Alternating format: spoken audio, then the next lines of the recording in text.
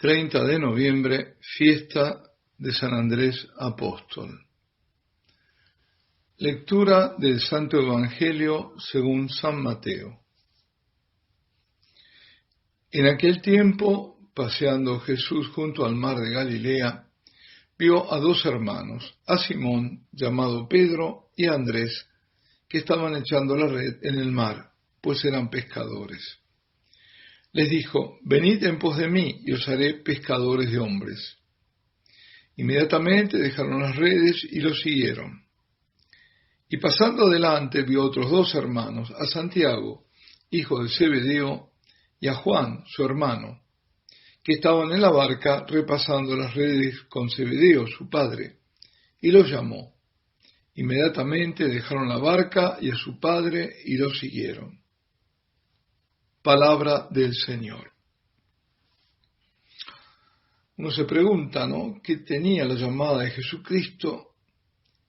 Que a quienes decía, sígueme, lo dejaban todo lo que hacían y lo seguían.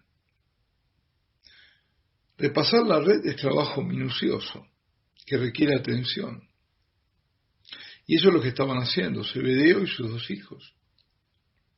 Echar la red en el mar significa que están en plena tarea, con la que se ganan la vida. Es lo que en el momento en que Jesús pasa, Simón, Pedro y Andrés están ocupados. Pero ellos, los cuatro, dejan todo lo que están haciendo y lo siguen. Y los hijos de Zebedeo dejan además solo a su padre. Y dejará Pedro también su casa, su mujer. Este era para ellos solo el comienzo de ese despojarse y caminar en pos de Jesús. Y Jesús nunca vuelve atrás en su camino. Marchará y marchará sin perder ni un momento hasta su meta, que no es otra que la cruz. Y ellos también lo seguirán en ese camino, y con igual meta. En realidad, meta aparente, porque la muerte les vendrá al encuentro por seguir a Jesús. Pero la meta a la que los lleva el Señor es la vida eterna con Él, es participar de su gloria. Y ellos, por aquel poder de atracción del Señor, atraerán a otros, a su vez, para todos seguir a Jesús. Y a toda la tierra alcanzará su pregón, como dice el Salmo, justamente el Salmo de hoy. Jesús es el Mesías, es el Señor. Es quien vino a salvar a la humanidad perdida y condenada. Vino solo, pero para que fueran muchos en la obra de salvación que Él inauguraba. Obra que parte de la justificación alcanzada por el sacrificio de Jesucristo en la cruz y que se extiende por los siglos por medio de la Iglesia. Propio de la Iglesia es anunciar la salvación a todos los pueblos y razas de la tierra. No dialogar ni ser testigo mudo. Todos deben tener la posibilidad, al menos eso, de poder conocer al Señor, al Salvador del mundo, para poder invocarlo. Porque dice San Pablo en su carta a los Romanos, que es la de hoy, todo el que invoque el nombre del Señor será salvo. Ahora bien, ¿cómo invocarán a aquel en quien no han creído? ¿Cómo creerán en aquel de quien no han oído hablar? ¿Cómo irán a hablar de él sin nadie que anuncie? ¿Y cómo anunciarán si no los envían? Todo esto dice San Pablo. Es decir, todo parte del envío con el mandato de anunciar la buena nueva de Jesucristo, Salvador a todas las naciones y confines de la tierra. Y a bautizarlos. Justamente lo que hace más falta es lo que no hay. ¿En qué se convirtieron muchas misiones? ¿Dónde se anuncia la salvación obrada por el único Salvador? ¿Quiénes lo hacen? No puede haber fe sin el sujeto de esa fe. Si nadie anuncia a Cristo, ¿cómo van a creer en Él? Queridos amigos, qué gran responsabilidad de los pastores, qué gran responsabilidad. Qué gran responsabilidad ante Dios y ante la humanidad toda tenemos los sacerdotes, seamos o no misioneros. La de atraer las ovejas al rebaño, que no es nuestro, sino de Cristo, y luego conducirlas para que se encuentren con Él.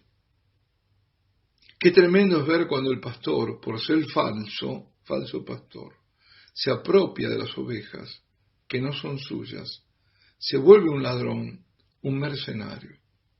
Y cuando en lugar de conducirlas al Señor, las llevan fuera de Él para dispersarlas y perderse con ellos, pero arrastrando a otros en la perdición.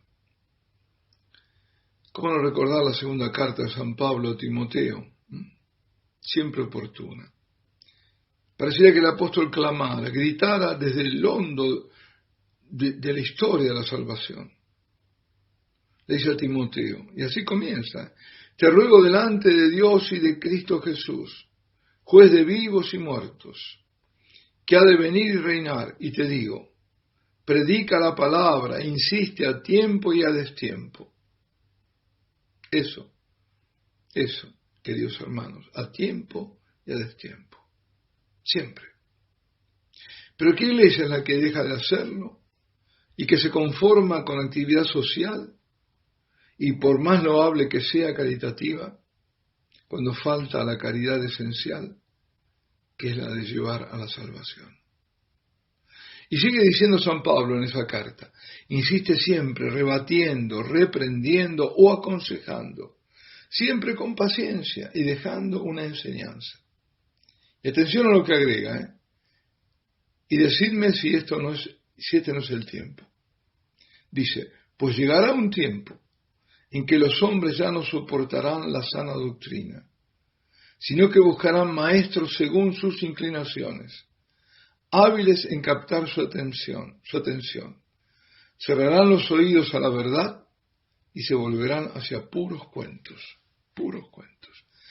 Queridos hermanos, y a ponerle nombre a los cuentos, ecología, etcétera, etcétera. Hoy recordamos a uno de los 12 apóstoles del Señor, a San Andrés. Andrés era hijo de Jonás de Betsaida, hermano menor de Pedro, uno de los 4 hermanos que aparecen hoy en este Evangelio, Pedro y Andrés, Santiago y Juan. Aunque no lo veremos en el alto monte de la Transfiguración, ni en el Getsemaní, es igualmente uno de los íntimos de Jesús, uno de los que le preguntan al Señor acerca de los acontecimientos que él estaba profetizando para Jerusalén y donde surge luego todo el discurso escatológico. Vemos la apertura de este apóstol cuando intercede por unos griegos que quieren ver al Señor. Es por los relatos que se nos presenta generoso, abierto, diligente. En el Evangelio de San Juan aparece como discípulo de Bautista, de quien también era discípulo Juan, el evangelista, el que cuenta. Recordemos el episodio en el que siguen ambos a Jesús. Rabí, ¿dónde vives? Venid y veréis. Es así, según Juan el evangelista, Andrés, hermano de Simón Pedro, era uno de los 2, el otro era el mismo evangelista, de los 2 que oyeron a Juan el Bautista, cuando dijo, señalando a Jesús que pasaba, este es el Cordero de Dios. Y siguieron a Jesús. Y esto tiene mucha sustancia, porque esto de Cordero de Dios, bueno, si lo dijo en arameo, la palabra talia o talia significa tanto cordero como siervo, que sí que estaba aludiendo al siervo doliente de Dios, es decir, a Isaías. Pero bueno, lo dejamos. Luego de la experiencia de haber estado con el Señor, Andrés encuentra primero a su hermano Simón Pedro, y le dice, hemos encontrado al Mesías, que significa Cristo, y lo llevó a Jesús. Cuando nosotros somos conscientes de la presencia viva y real del Señor en la Eucaristía, cuando lo descubrimos por la fe, entonces verdaderamente nos encontramos con Él. En cada comunión sacramental y en cada momento de adoración profunda, son momentos de encuentro con Cristo. Entonces, no deberíamos callar y decir, con o sin palabras, que nos hemos encontrado con Él y atraer a otros ante su presencia. Esa es la misión perenne de la Iglesia, llevar a Jesús, que luego Él hará el resto, que es todo.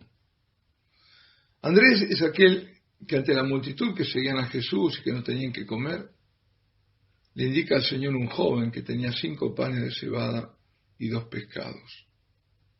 Sabiendo que eso no era nada, parecería que, indicándole al joven, lo estuviese invitando a obrar el milagro. Y este es otro ejemplo que nos deja este apóstol. Ofrecer el poco al Señor, indicarle, interceder por aquel poco, quizás de fe, de amor, que hay en el otro o en nosotros, para que el Señor intervenga y obre el prodigio. Algunas tradiciones dicen que Andrés evangelizó en Grecia y Asia Menor, y que murió mártir en Patraso, en una cruz en forma de X, por lo que se la llama esa cruz la cruz de San Andrés. Una nota curiosa, esa cruz en forma de X forma parte de la bandera del Reino Unido, la que llaman el Union Jack. Ese Union Jack está formado originalmente por la cruz de San Jorge, que es roja sobre fondo blanco y que es la que representa Inglaterra, y la cruz de San Andrés, que es blanca sobre azul y que representa a Escocia. Pero también se agregó la cruz también de San Andrés, roja sobre fondo blanco, que es Irlanda. Bueno, más allá de la curiosidad, quedémonos con lo esencial, el deber, porque es mandato del Señor, al mismo tiempo necesidad nuestra de anunciar la salvación, llevando a los demás al Salvador, como lo hizo San Andrés. A Jesús y solo a Él, como hace nuestra madre que viene para llevarnos a su Hijo. No dejar de interceder, porque nada está perdido si lo entregamos al Señor. Y no dejar de alimentarnos de su palabra y de la Eucaristía, para tener la fuerza de vencer al mundo que quiere callar la voz de Dios. Que todos, empezando por nosotros, sacerdotes, seamos siempre fieles a Jesucristo en toda circunstancia de la vida. Alabado sea Jesucristo. Y la bendición de Dios Todopoderoso, Padre, Hijo y Espíritu Santo, descienda sobre vosotros y permanezca para siempre.